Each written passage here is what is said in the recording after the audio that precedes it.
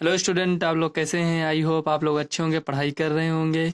तो हम आशा करते हैं आप लोग इसके पहले की वीडियो देख लिए होंगे। तो आज की इस वीडियो में हम प्रश्नावली 5.2 कवर करेंगे। इसमें दिया है पहले में, निम्नलिखित सारणी में रिक्त स्थानों को भरिए जहां एपी का प्रथम पद ए, सारवंतर डी और एनवा पद एन है। तो इसमें ये देखिए एक ग्राफ टाइप का ये जो बना है बॉक्स, ये जो बना है इसमें देखिए किसी में ए दिया है, किसी में डी, किसी में एन, किसी में ए एन दिया है। तो कहने का मतलब ये है कि देखिए इसमें ए दिया है 7, डी दिया है 3 और एन दिया है 8। तो देखिए एक पद इसमें ये नहीं दिया है और इसमें ये गैप है और इसमें ये मतलब सब में अलग अलग गैप है। तो इसी को हमें भरना है। तो चलिए इसको सॉल्व करने से पहले थोड़ा इसके बारे में थोड़ा जान लेते हैं। फार्मूला इसमें कौन सा लगेगा उसके बारे में थोड़ा जान लेते हैं। तो चलिए वीडियो को स्टार्ट करते हैं। फ्रेंड्स, ये प्रश्नावली 5.2।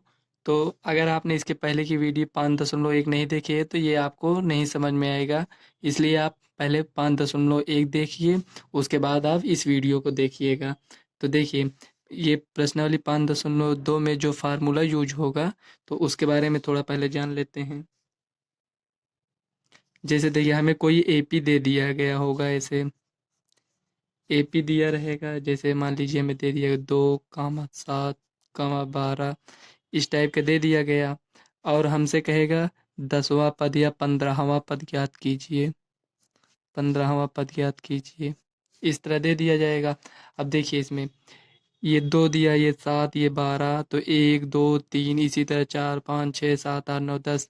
तो इसी तरह हमें ये कह रहा है 15वां पद कौन सा होगा। जैसे पहला पद 7 है, दूसरा पद देखो ये, सॉरी पहला पद 2 है, दूसरा पद 7 है, तीसरा 12 है। तो इसी तरह हमें 15वां पद बताना रहेगा कि ये 15वां पद में कौन सी संख्या आएगी। तो देखिए ये आपका क्या होता है, ये पहला पद है, ये पहला पद और इसका सार्वंतर जो होता है वो डी होता है। तो डी हम ज्ञात कर लेते हैं। तो देखिए डी ज्ञात करने के लिए ये ए 1 है, ये ए 2 है, ये ए 3 है। तो हम ए पी ये दिया है, इसमें पहले से ही बोल दिया है कि ये एक ए पी है। तो इसमें हम 2 बार डी नहीं निकालेंगे, एक बार ही निकालेंगे। देखिए ए 2 माइनस ए 1 करेंगे। तो जैसे मान लीजिए यहाँ एपी ना कहा होता तो हम चेक करने के लिए 2 बार सार्वंतर निकालते कि सेम आ रहा है कि नहीं। लेकिन इसमें क्वेश्चन में पहले ही बोल दिया है कि ये एपी है, इसलिए हम एक बार ही सार्वंतर निकालेंगे। देखो ए 2 कितना है, 7 है, ए 1 कितना है, 2 है, इक्वल टू 5। इसके पहले आपने जो फार्मूला लगाए थे वही फार्मूला इसमें भी है, थोड़ा लेकिन डिफरेंस है। इसमें हमें पद ज्ञात करना पड़ेगा। इसके पहले की जो एक्सरसाइज थी उसमें हमें सार्वंतर और पहला पद दे दिया गया रहता था, उसे हमें अगला पद जैसे दूसरा, तीसरा या चौथा पद ये सब ज्ञात करना रहता था। या हमें ऐसे ये समांतर श्रेणी ये मतलब ऐसे दे दिया गया रहता था एपी, और इसमें हमें पहला पद और सार्वंतर ये सब बताना रहता था। लेकिन इसमें 5.2 में जैसे दे दिया गया ये इस तरह आपको एपी दे दिया जाएगा, 15वां पद, 25वां पद, इस टाइप के सवाल आपको मिलेंगी। तो देखिए डी हमारे पास 5 है और पहला पद क्या है, A1 2 है, ये मिल गया। 15वां पद हमें ज्ञात करना है, तो यहाँ हम लिखेंगे A15 equal to A plus n-1 bracket में डी। इसके पहले जो हमने आपको एक्सरसाइज में बताया था, यहाँ ये जो n-1 लिखे हैं, n ये 15वां पद, ये जो 15 यहाँ लिखा है इसको यहाँ लिखेंगे। तो a प्लस n की जगह क्या लिखेंगे, 15-1 डी, ये हो गया। अब a मतलब पहला पद है 2 प्लस ये 15 में से एक जाएगा 14 गुणे डी कितना है 5 आया था। तो 2 प्लस 14×5 = 70 इक्वल टू देखिए 70×2 = 72। तो यहाँ हमें क्या मिला, 15वां पद 72 आएगा। तो यहाँ देखिए हमें क्या मिला, ये 15वां पद 72 मिल गया है। इसी तरह हमें 15वां पद कह सकता है या 25वां पद, 8वां पद, कोई भी मतलब कह सकता है। तो यही फार्मूला आपका लगेगा। अगर आप इसको डायरेक्ट सॉल्व करना चाहते हैं तो ये जो 15वां पद है तो यहाँ तो ये तो आप लिखेंगे ही। तो ये पहला पद, ये n-1 जो लिखा है, देखिए यहाँ 15 है तो यहाँ देखो क्या है, ये 14 आया। अगर यहाँ पर 25 कहते तो यहाँ पर हम 24 लिखते, 24 गुणे 5 करके इसको डायरेक्ट सॉल्व कर लेते। तो ये 72 आ गया। और इस टाइप के आपको सवाल देखने को मिल सकती हैं, जैसे आपको दे दिया गया है। एक और सवाल ऐसे समझ लेते हैं। एक सवाल है आपके बुक की है, उदाहरण नंबर 5 है। उसमें दिया है, वह एपी निर्धारित कीजिए जिसका तीसरा पद 5 और सातवां पद 9 है। तो इसको हम ऐसे सॉल्व करेंगे। देखिए, हमें जो पता रहता है, जैसे तीसरा पद हमें दिया है 5 है और सातवां पद 9 है, तो यहाँ हम लिखेंगे तीसरा पद। जो दिया रहता है उसी का हम फार्मूला लगाते हैं। तीसरे पद को हम क्या लिखेंगे, A3 इक्वल टू हमारे पास 5 दिया है और सातवां पद दिया है, तो यहाँ लिखेंगे सातवां पद। आप इसको नहीं लिखिए, ऐसे A7 आप लिख सकते हैं इसको। सातवां पद हमारे पास 9 है। जो दिया रहता है उसी का फार्मूला लगाएंगे। देखिए, तीसरा पद 5 दिया है, तो A3 ज्ञात करने के लिए हम क्या करते हैं, A प्लस n-1 ब्रैकेट में d, यही तो लिखते हैं। तो A3 हमारे पास दिया है 5 इक्वल टू A प्लस, यहाँ n क्या लिखेंगे, ये 3 है, तो 3 में से 1 माइनस करेंगे तो 2 बचेगा, इसको हम डायरेक्ट लिख देते हैं 2। और d लिख दीजिए आप। देखिए, ये आपके पास एक समीकरण ये बन गया, और इसी तरह जो सातवां पद है उसका समीकरण बन जाएगा। तो यहाँ देखिए A7 equal to A plus n की जगह हम देखो यहाँ 7 है, तो यहाँ 6 डायरेक्ट लिख देते हैं d। ये आपका समीकरण 2 बन गया। तो सातवां पद हमारे पास क्या है, 9 है, तो A प्लस 6d। ये सॉरी, इसको समीकरण नहीं, इसको समीकरण 2 मान लेते हैं। तो यहाँ देखिए आप, समीकरण 1 है और ये समीकरण 2 है। तो इसमें हम चाहे समीकरण 1 से 2 को घटा दीजिए या समीकरण 2 से 1 को। तो यहाँ हम देख रहे हैं कि अगर हम 2 से 1 को घटाएंगे तो जैसे 6 में से 2 जाएगा 4 आएगा। अगर हम इसको 1 से 2 को घटाएंगे तो ये माइनस में हो जाएगी, तो बड़ी संख्या यहाँ माइनस में हो जाएगा। तो उससे कोई मतलब नहीं है। आप चाहे एक समीकरण 1 से समीकरण 2 को घटा दीजिए या समीकरण 2 से समीकरण 1 को, किसी भी तरह आप सॉल्व कर सकते हैं। तो देखिए, यहाँ हम घटाएंगे समीकरण 2 से समीकरण 1 को घटाने पर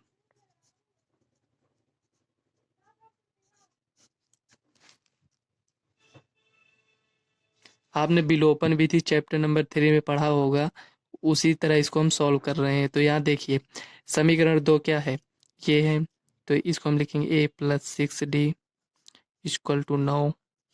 ये हो गया।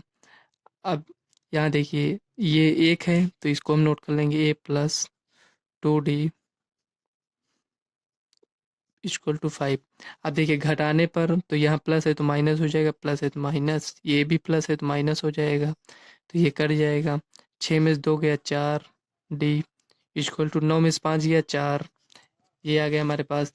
तो देखिए, d equal to 4/4 equal to 1 आएगा। डायरेक्ट इसको काट सकते थे, यहाँ से यहाँ इसको डायरेक्ट कैंसिल करते तो 1 आ जाता। तो यहाँ हमारे पास देखते हैं, d हमारे पास 1 मिला हमें। तो ये जो d का मान आया है, चाहे आप समीकरण 1 में रख दीजिए या समीकरण 2 में, तो हम समीकरण 1 में रख देते हैं। d का मान समीकरण 1 में रखने पर ये हो गया। तो देखिए, समीकरण 1 हमारे पास दिया है A plus 2d equal to 5। तो A ज्ञात करने के लिए प्लस 2 गुणे 1 इक्वल टू 5, ये हो गया। अब देखिए, यहाँ पर A का मान हम ज्ञात कर लेंगे 5, ये प्लस में उधर जाएगा माइनस में, 5 में से 2 गया 3। तो ये हमें क्या मिला, ये पहला पद मिल गया और हमें सार्वंतर मिल गया है। तो इसका AP तो हम बना सकते हैं। तो पहला पद क्या है, 3 है। दूसरा पद क्या होगा, A प्लस डी, उसमें जोड़ देंगे तो 3 1 4 हो जाएगा। इसमें हम 1 जोड़ देंगे तो 5, इसी तरह ये AP बनता चला जाएगा। आपको इसी टाइप के सवाल मिलेंगे। तो चलिए हम पहला सवाल सॉल्व कर लेते हैं, एक्सरसाइज प्रश्नावली 5.2 की। देखिए, इसमें पहली सवाल में जो हमें दिया है उसे हम नोट कर लेते हैं। यहाँ लिखेंगे दिया है। जो जो हमें दिया रहता है उसे हम नोट कर लेते हैं। यहाँ पर देखो, हमें A का मान दिया है मतलब ये प्रथम पद है और डी का मान 3 दिया है, n बराबर 8 है और एक n ये हमें ज्ञात करना है, ये नहीं दिया है तो ये हम ज्ञात करेंगे। तो n मतलब 8 दिया है, तो मतलब कहने मतलब ये n की जगह 8 रखेंगे तो यह हमें 8वां पद ज्ञात करना है। तो 8वां पद हम कैसे ज्ञात करेंगे? फार्मूला है, 8वां पद ज्ञात करने के लिए यहाँ 8 लिखेंगे बराबर, तो a plus n minus 1 bracket में d, ये हो गया। पहली सवाल है इसलिए इसमें हम फार्मूला पूरा लिख दे रहे हैं। देखिए a8 इक्वल टू एक जगह क्या है 7 है, प्लस n 8 है माइनस 1, d का मान है 3। तो देखिए इसको सॉल्व कर लीजिए आप, 7 प्लस 8 में से एक गया, 7 गुणे 3, ये हो गया।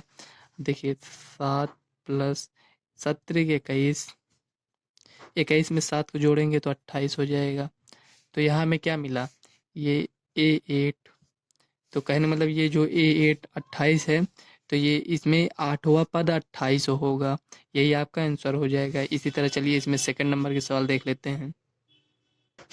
तो यहाँ देखिए दूसरे सवाल, मतलब ये पहला पद हमें दिया है -18, डी सार्वंतर हमें नहीं पता है, ये ज्ञात करना है। n का मान 10 है और nवां पद 0 है। तो nवां पद 0 मतलब कि यहाँ जो n बराबर 10 है, तो यहाँ 10वां पद क्या दिया है? 0 दिया है। तो जो फार्मूला अभी इसके पहले हमने लगाया उसी फार्मूले को हम लिख कर डी का मान ज्ञात कर लेंगे। तो उस फार्मूले को यहाँ लिख लेते हैं, लिखेंगे हल। देखिए फार्मूला हम कैसे जानते हैं? देखिए जो फार्मूला हमारे पास है उसमें पहला पद भी रहता है और ये डी का भी रहता है और n और ये nवां पद। तो जो फार्मूला हमारे पास ये जो बना है इसके पहले, ये देखिए इसमें देखिए ये nवां पद दिया है, ये a है मतलब पहला पद, n भी है और d भी है। तो इसमें देखिए दूसरी सवाल में ये भी दिया है और हमें ये भी दिया है, n का मान दिया है, d का मान ज्ञात करना है, तो d का मान ज्ञात कर लेंगे। मान लीजिए किसी सवाल में आपको जैसे 1 2 3 ये 4 पद है, इसमें अलग अलग मतलब डी है, n है, a है और 8 मतलब ये nवां पद है। अगर 2 का मान नहीं दिया रहता है तो उसमें दूसरे फार्मूला मतलब कोई और फार्मूला रहता है, उसे लगाने के बाद एक पद हमें ज्ञात हो जाता है, तो इस फार्मूले से हम ज्ञात कर लेंगे। जब वो सवाल हमें मिलेगी तो उसे हम सॉल्व कर लेंगे। चलिए पहले हम इसको सॉल्व कर लेते हैं। देखिए यहाँ लिखेंगे फार्मूला, हमें nवां पद मतलब 10वां पद दिया है, a10 equal to a plus n minus 1 bracket में d, ये हो गया। 10वां पद क्या है? 0 है, इक्वल टू a का मान -18 प्लस n का मान 10 दिया है -1, d हमें नहीं पता है, तो 0 बराबर -18, 10 में से 1 गया 9 प्लस 9d। अब देखिए 18 को इधर लेकर आएंगे तो प्लस में हो जाएगा, तो 9d। अब d का मान ज्ञात करने के लिए 18 इसको नीचे भेजेंगे तो 18/9 हो जाएगा, 9 दूनी 18, ये हो गया। अब देखिए d का मान हमारे पास क्या आया है? 2 आया, यही आपका आंसर हो जाएगा, ये सार्वंतर है। तो चलिए इसी तरह नेक्स्ट सवाल सॉल्व कर लेते हैं। इसी में की तीसरी सवाल है। अब इसमें देखिए हमें पहला पद ज्ञात करना है तो उसी तरह ज्ञात कर लेंगे। हमें nवां पद दिया है, इसी का फार्मूला लगाएंगे, तो an equal to a plus n minus 1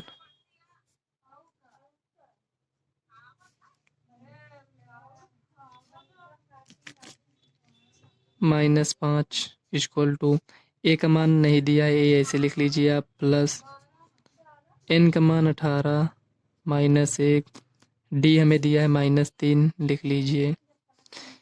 इसको ब्रैकेट में लिखिएगा नहीं तो गलत हो जाएगा, क्योंकि ये -3 ये अलग हो जाएगा, इसलिए इसको ब्रैकेट में, क्योंकि गुणा होना चाहिए दोनों का। तो ये -5 इक्वल टू ए प्लस 18 में से 1 गया 17 गुणे -3, ये हो गया। देखिए -5 इक्वल टू ए, 17×51 -51। अब देखिए इसको इधर लेकर आएंगे तो -5 + 51 = A। अब देखिए 51 में से 5 गया तो 46 होगा। A = 46। तो इसको आप ऐसे लिख लीजिए, A = 46। यही आपका आंसर हो जाएगा। अब यहाँ देखिए हल। चलिए इसको डायरेक्ट सॉल्व कर लेते हैं, फार्मूला नहीं लिखेंगे। देखिए an कितना है, 36 है। तो an का मान हमें ज्ञात करना है, तो an नहीं दिया है तो a हमारे पास -18.9 प्लस, अब देखिए n नहीं दिया है तो n -1 लिखना पड़ेगा इस तरह। d का मान 2.5 है, हो गया। अब an का मान कितना है, 3.6 = -18.9। अब देखिए इसको इससे गुणा करेंगे तो +2.5n -2.5 ये हो गया। अब इसी को आप सॉल्व कर लीजिए। देखिए 3.6 माइनस इधर आएगा प्लस हो जाएगा, +18.9।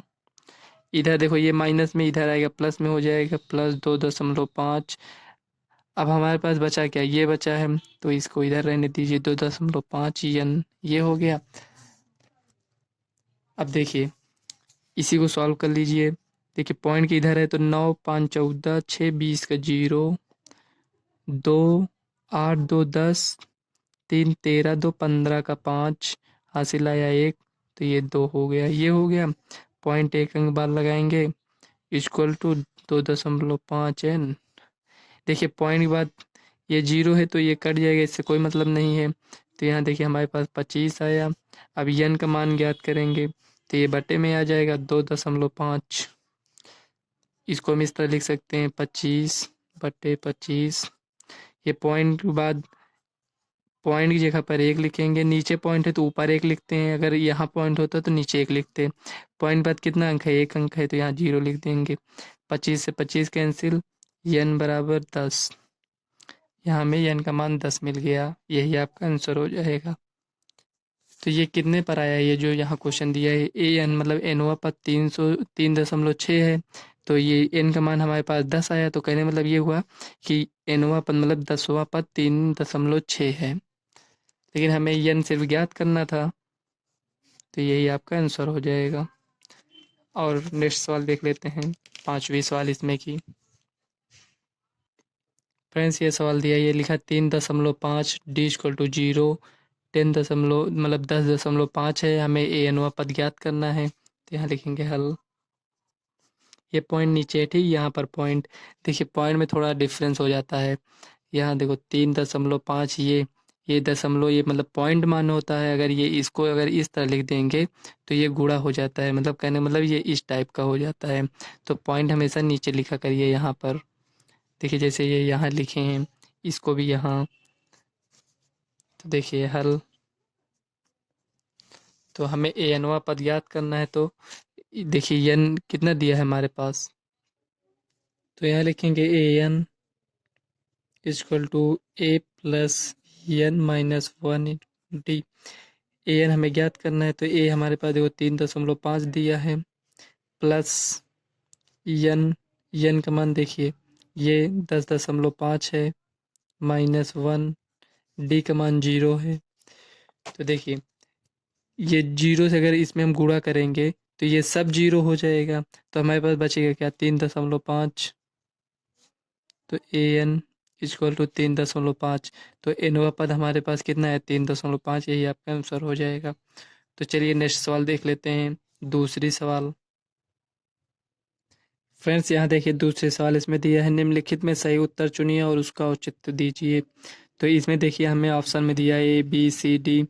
तो ये एक AP दिया है, तो इसमें हमें 30वां पद ज्ञात करना है, हमें मतलब 30वां पद ज्ञात कर कर बताना है कि 97 आएगा या 77 या -77 या -87। तो इसको हम सॉल्व कर कर इसमें देखेंगे कौन सा उत्तर सही है। तो चलिए इसको हम पहले सवाल सॉल्व कर लेते हैं। इसमें देखिए फ्रेंड्स इसमें AP दिया है, तो इसमें हमें 30वां पद ज्ञात करना है। तो 30वां पद ज्ञात करने के लिए हमें क्या क्या पता होना चाहिए। 30वां पद मतलब ये n का मान ये दिया है, हमें 30 दिया है, और पहला पद ये दिया है 10 दिया है, और हमें सार्वंतर की ज़रूरत पड़ती है, तो इसमें हम सार्वंतर पहले निकाल लेते हैं। तो देखिए A2 माइनस A1 करेंगे तो हमें D मिल जाएगा। ये A1 है, ये A2 है, तो A2 कितना है 7 है, और A1 कितना है 10 है। अब देखिए 10 में 7 गया 3, लेकिन माइनस में आएगा, ये हो गया, तो हमें D का मान मिल गया, n का मान ये दिया है, n बराबर 30 दिया है, और पहला पद ये A बराबर 10 दिया है। तो इसमें हम 30वां पद ज्ञात कर लेंगे। तो 30वां पद ज्ञात करने का सूत्र क्या है, A30 equal to A plus n minus 1 bracket में D, ये हो गया। तो A30 इक्वल टू A कितना है, A का मान 10 है, यहाँ डायरेक्ट देखो यहाँ 30 है, तो यहाँ हम कितना लिखते हैं 29 लिखते हैं, एक कम मतलब यहाँ 30 रखेंगे, 30 में से एक गया तो 29 हो जाएगा, तो यहाँ डायरेक्ट लिख देंगे 29 गुणे D का मान। D का मान यहाँ देखिए -3 है, तो यहाँ लिखेंगे -3। अब 10 29 को 3 से ये 29 को ये 3 से गुणा करेंगे तो ये प्लस माइनस माइनस हो जाएगा। तो देखिए 3 9 27 का 7, 3 दूना 6 2 8, 87 हो गया। अब देखिए 87 में से 10 गया 77, तो ये हमारे पास A30वां पद हो गया। तो देखिए यहाँ प्लस है, ये माइनस है, तो बड़ी संख्या की साइन लगाएंगे तो -77 हो जाएगा, तो ये आपका आंसर हो जाएगा। तो उसमें टिक लगाना था, तो कौन सा आंसर सही होगा, उसमें सी दिया है, -77 सी दिया है, तो यही आपका सी आंसर, ये सही हो जाएगा। तो इसी तरह सेकंड नंबर की सवाल देख लेते हैं। तो देखिए AP दिया है सेकंड में -3 -1/2 2, इसमें हमें 11वां पद ज्ञात करना है। तो देखिए इसमें n का मान ये 11, मतलब जितना पद हमें ज्ञात करना रहता है वो n का मान होता है, तो n हमारे पास 11 मिल गया। पहला पद -3 है, D हमें ज्ञात करना है, तो यहाँ हम लिखेंगे हल। पहले D ज्ञात कर लेंगे तो हमें 11वां पद मिल जाएगा। तो देखिए A का मान हमारे पास दिया है -3, n का मान दिया है 11, और D हम पहले ज्ञात कर लेते हैं, क्योंकि जो फार्मूला हम लगाएंगे उसमें D का मान पता होना चाहिए, तभी तो हम 11वां पद ज्ञात कर पाएंगे, तो पहले से हम ज्ञात कर लेते हैं। तो देखिए D का मान, देखिए A1 है, ये A2 है, तो A2 माइनस A1 करते हैं तो -1/2 माइनस ये -3 है, ये हो गया इक्वल टू -1/2 प्लस 3, ये हो गया। अब 3 में से आधा जाएगा तो 2.5 होगा, यानी 5/2 हो जाएगा। इसको आप डायरेक्ट सॉल्व कर लीजिए। देखिए 3 दूना 6 में से 1 गया, 5/2, ये हो गया। हमें D का मान 5/2 मिल गया। ये 5/2 क्या है, सार्वंतर है, मतलब ये जो -3 है यहाँ पर, इसमें हम 5/2 ऐड करेंगे तो -1/2 आएगा, इसमें 5/2 ऐड करेंगे तो 2 आएगा, इसी तरह इसमें 5/2 ऐड करेंगे तो और अगला पद आ जाएगा। तो इसी तरह हमें 11वां पद ज्ञात करना है, तो हम लिखेंगे यहाँ A11 equal to A plus n-1 bracket में D। पहला पद है -3 प्लस, यहाँ 11 है तो यहाँ 10 लिखेंगे, इंटू 5/2 आया है D का मान, ये 2 से ये कट जाएगा 5। तो देखिए -3 प्लस 5 से 5 गुणा करेंगे तो 25 हो जाएगा, तो 25 में से 3 गया 22, तो 11वां पद हमारे पास मिल गया 22, यही आपका आंसर हो जाएगा। तो इसमें जो टिक लगाना था उसमें आपका 11वां पद, ये इसलिए बी आपका आंसर सही हो जाएगा।